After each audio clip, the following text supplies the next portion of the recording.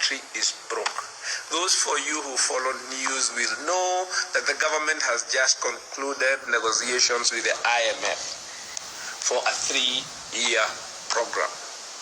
Now, these are the programs we used to have in the early 90s. Many of you do not know, young people do not experience these through called SAPs, Structural Adjustment Programs.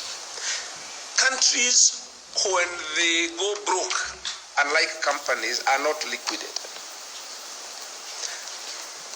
This IMF program is the equivalent of putting the country in receivership.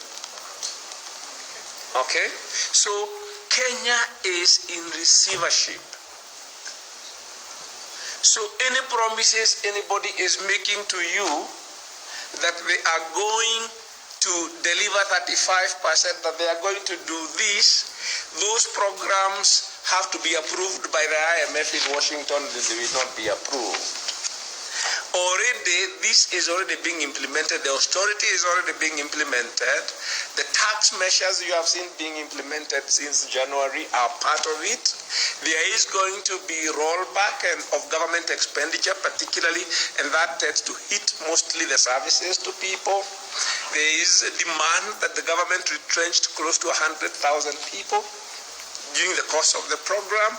Many of you young people have not experienced this, and this hurts the whole economy. So the message is, if a government has been in power for 9 years, going to 10, and the end is it is put in receivership by the international financial institutions, that government has failed, isn't it? It's a failed government. What then should be the fate of that government? It should be voted out, isn't it? Now, the only recourse we have as citizens when a government fails is the ballot. It's the power to vote it out of office, to fire them. You should have them as citizens. If we are sovereign,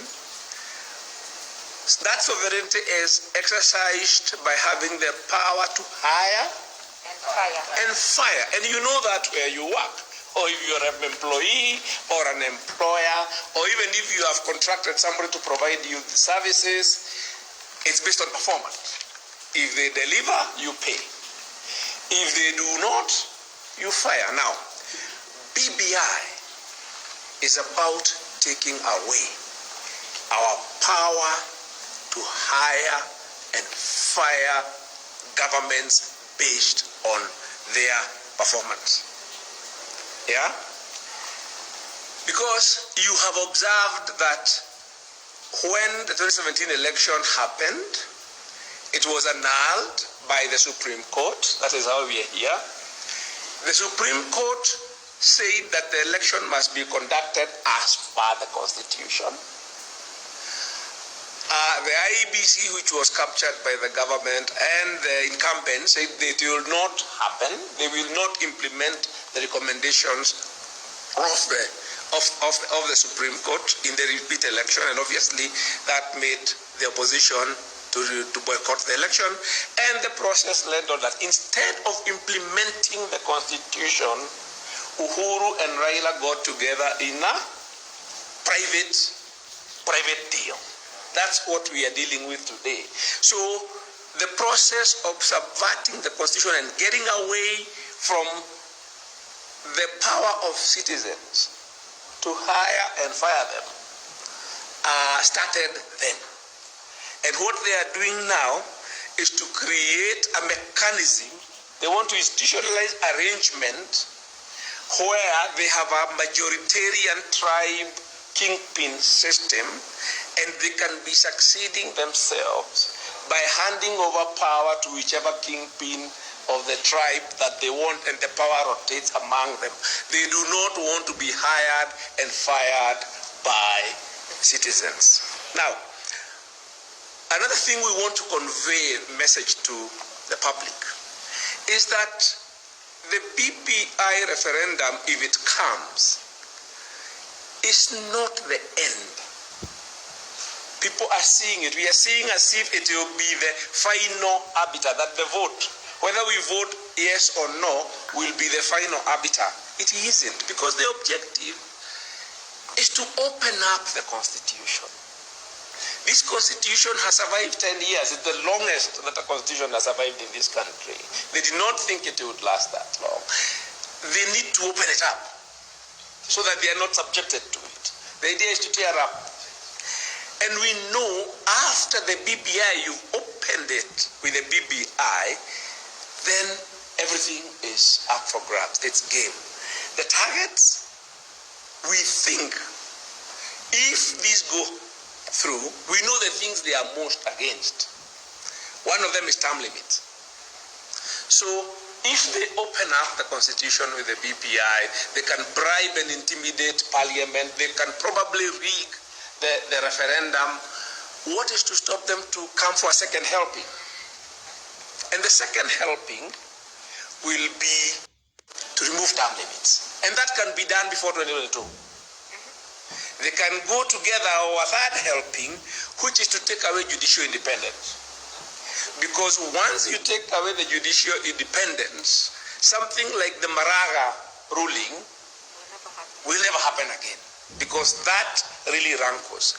And finally, because this has happened before, devolution. Because devolution is the one which attempts to remove control of resources and takes away power from them. They don't like it, and we know it. We had independent local authorities at independence. By, I think, around 1974, amendments have been made that they had actually become appendages of the Ministry of Local Government. If they open the Constitution, devolution will go the same way. So, if term limits go, and independent judiciary goes, and devolution goes, what will be left? The ultimate, which is what you see in a very devious way, is the power of citizens even to protest, even to challenge what they are doing. And that is in the Bill of Rights. Very innocuous looking things. The freedom of speech and freedom of assembly are the most powerful political instruments that citizens have. But if we disagree with the way we are governed, we can speak and we can assemble. Because what that does is undermine the legitimacy of those people who are trying to lie that they are governing people and the people agree with them.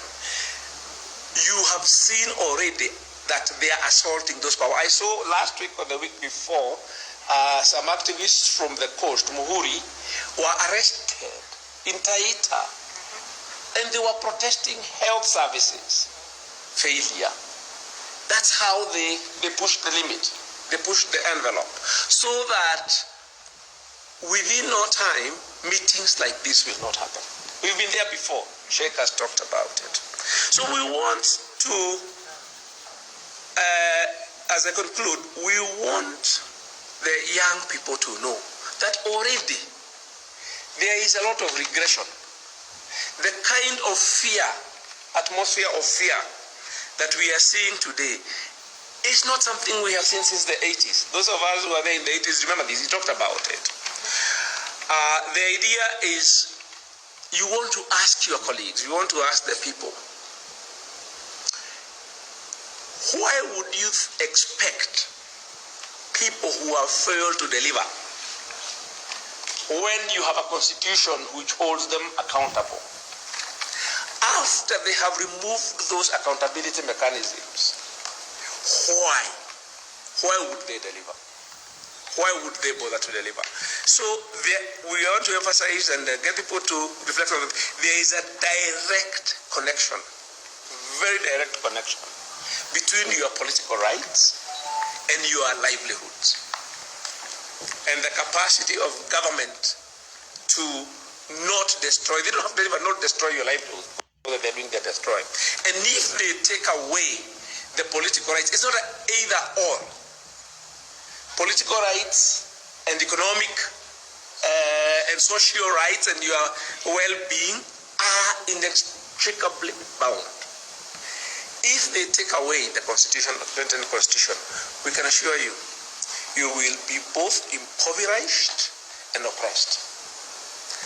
Finally, we want you to reflect on the fact that defending the freedom that we have today, the Constitution of Kenya 2010 that we have won for ourselves, is so much easier. It looks difficult, but what we have to sacrifice is so little compared to what you would have to sacrifice to regain that freedom when you've lost it.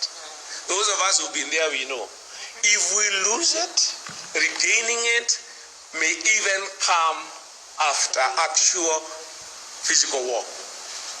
If you look at this where people have lost their freedom, once these people take away our freedoms and they are enjoying the power, they don't give it up. You have to fight. So good people, let us defend what we have, because the price that would have to be paid to regain it is so much higher. Thank you very much.